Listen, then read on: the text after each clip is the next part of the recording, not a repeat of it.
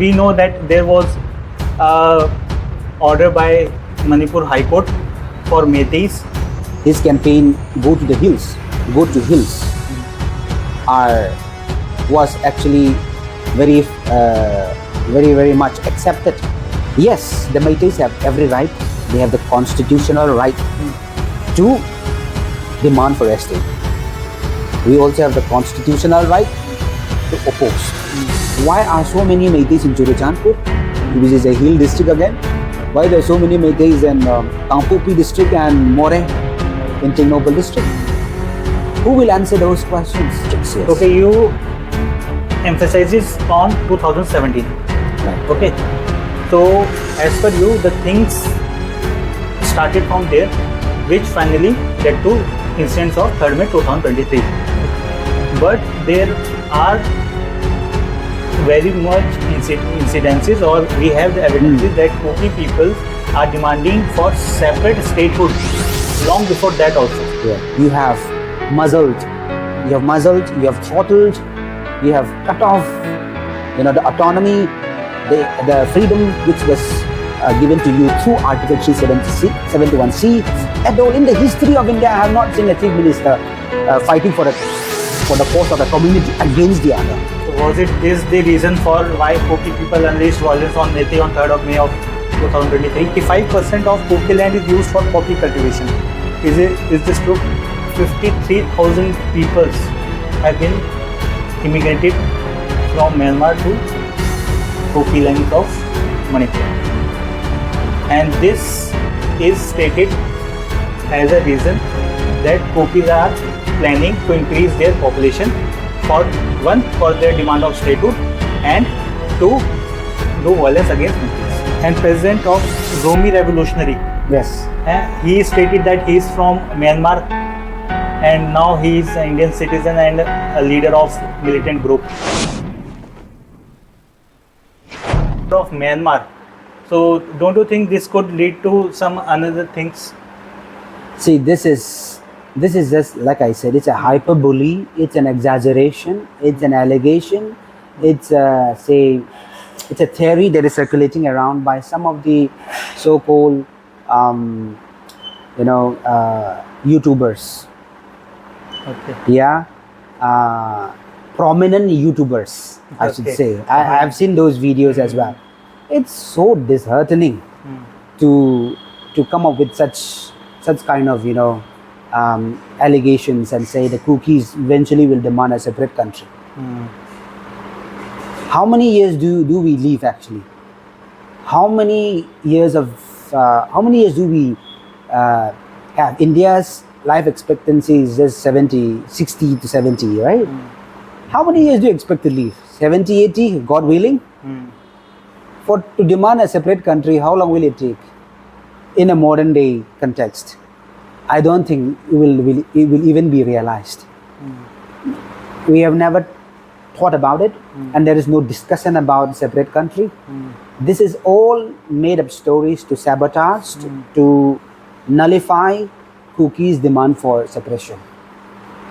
Myanmar, we have our kindred tribes in Myanmar, that's true, but they are fighting their own part of the, they're fighting their own autonomy and freedom alongside the PDF. In Bangladesh, we also have our kindred tribes. They are also fighting their own. In India, we are fighting our own. But that doesn't mean one day, if these guys, the Kukis, finally win the wars in Myanmar and Bangladesh, they will club together with the kindred tribes in Manipur and form a separate country. That's, I think, to even think about that is stupidity. It's stupid. Don't even think about that, because we know the impossibility.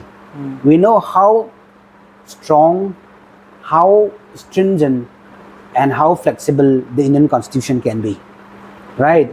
So to demand for a separate country, what will India think, right?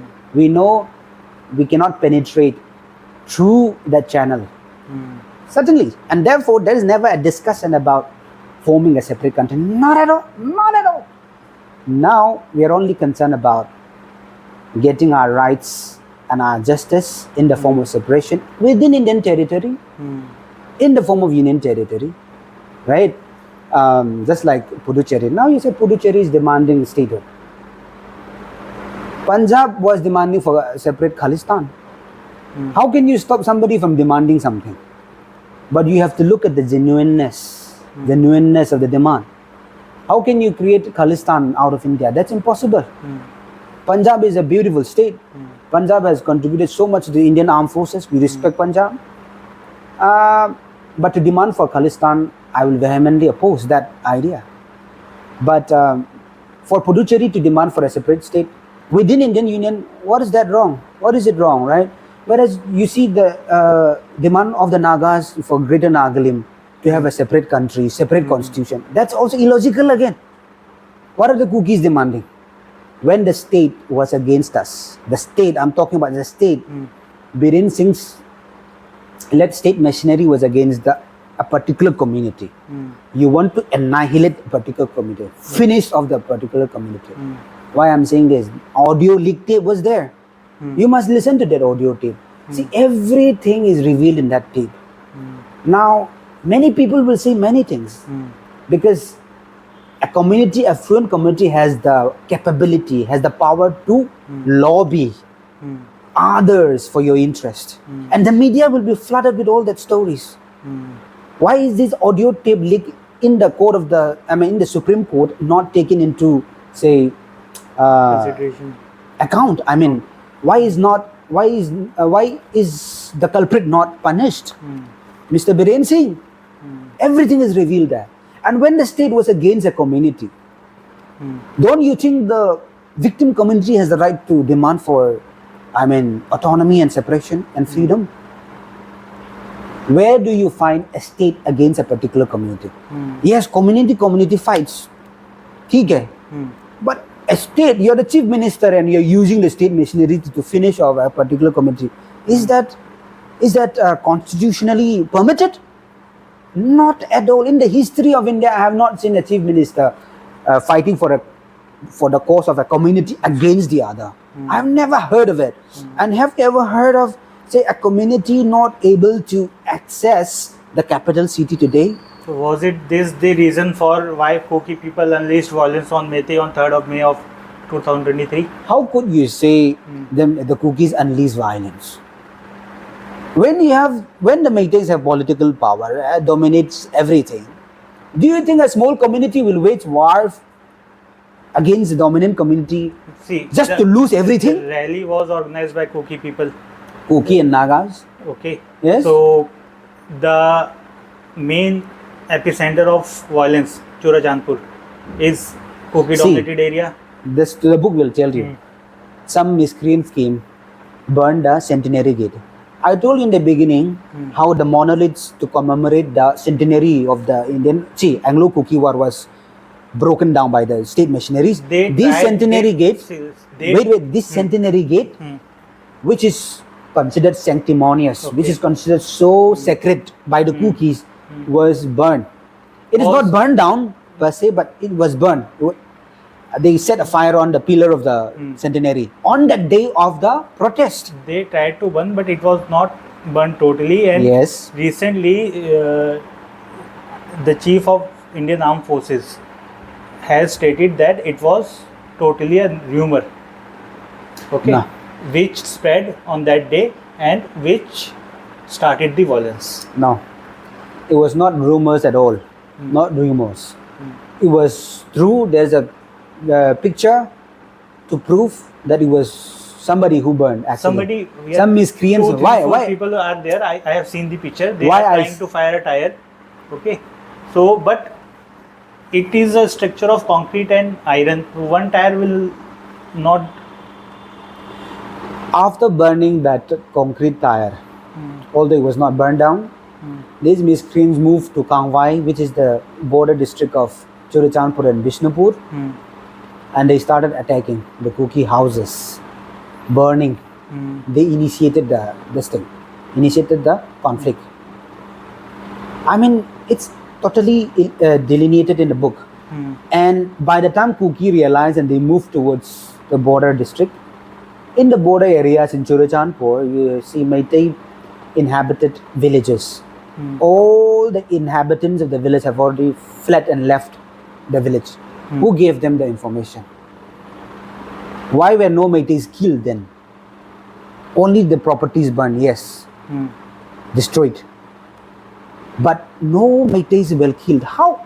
Can you imagine? Who gave the information that this border inhabited Meitei At the border of hamlets, Churachandpur villages? and Yes, Vishnupur. all fled away. Who gave them information? If this was not pre-planned, then pre-planned, the book very clearly delineates. It was pre-planned. The attack in Imphal was pre-planned.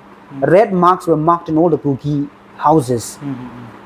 The survey team, in the name of this and that, came to survey the houses in the name of government officials. You know, all these things were, and red marks were marked in the Kuki houses in Imphal.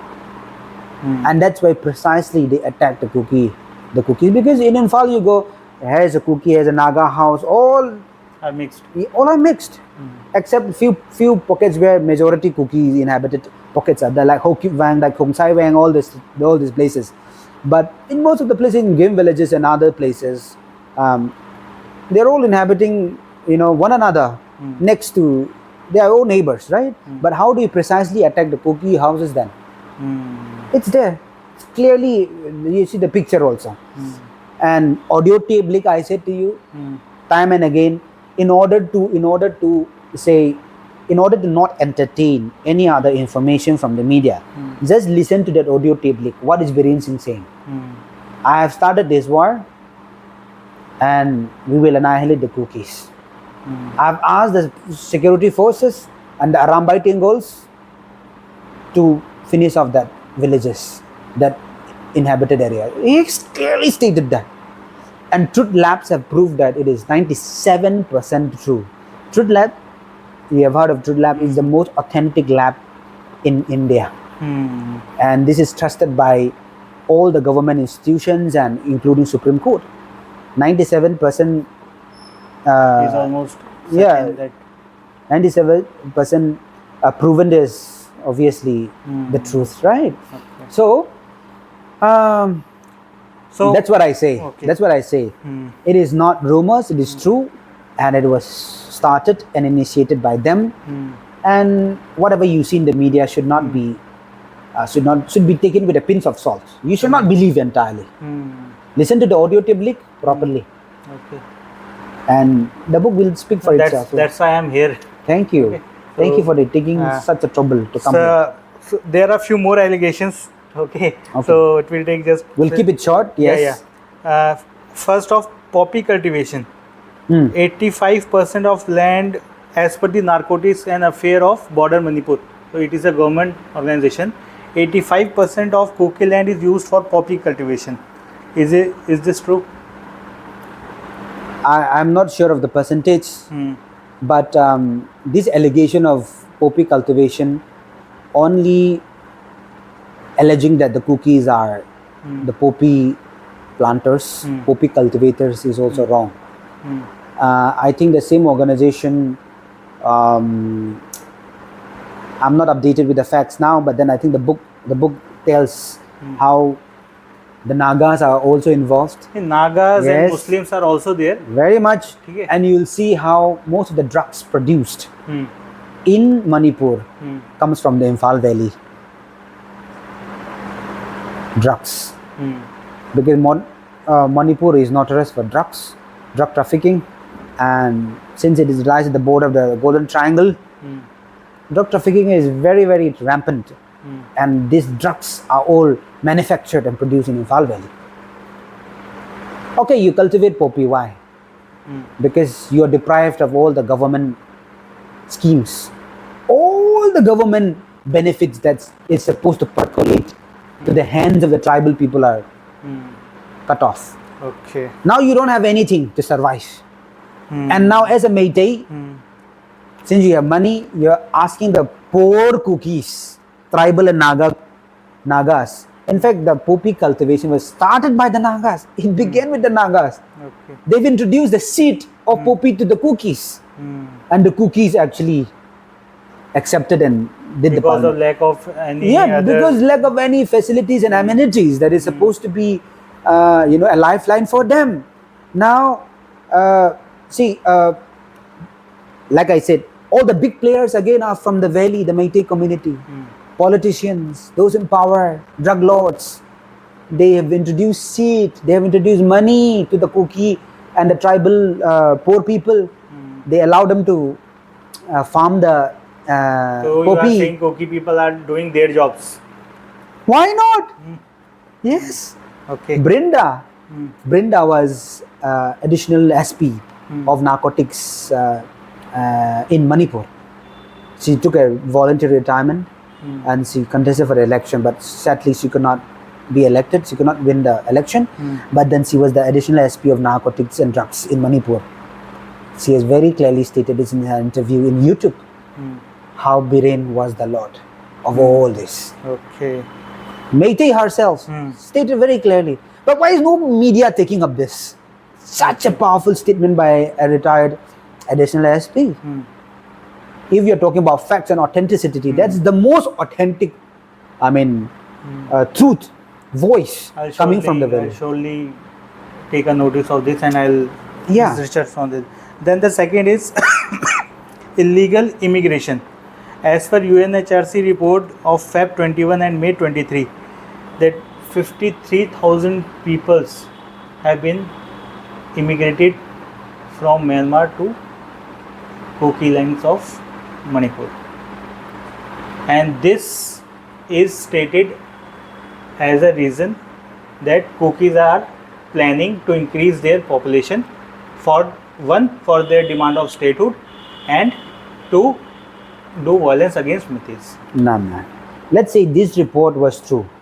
But does this mean this entire population of 53,000 are all Kukis? Is the testing, is the DNA test done that these are all Kukis? They can be Myanmaris who are suffering the violence in Myanmar and fleeing to India for safety reasons. Are these 53,000 entirely Kukis? Are there no Nagas? Are there no Meiteis? Because the Meiteis and Nagas also are there in Myanmar, and especially the Nagas also inhabiting the border areas of Myanmar. There are Naga tribes across the border. Do you think 53% is entirely Kukis? Have they done DNA test? No, not at all. We do not ascertain that this much population is entirely the Kukis. No, these are all, I said again, allegation. In fact, initially when allegations of illegal immigration, refugees came, the then minister, tribal minister, Mr. Let Pao Hokip, he was a minister, he's from the Kuki community, was entrusted by the chief minister to be the chairperson of taking care of these refugees, taking note of these refugees.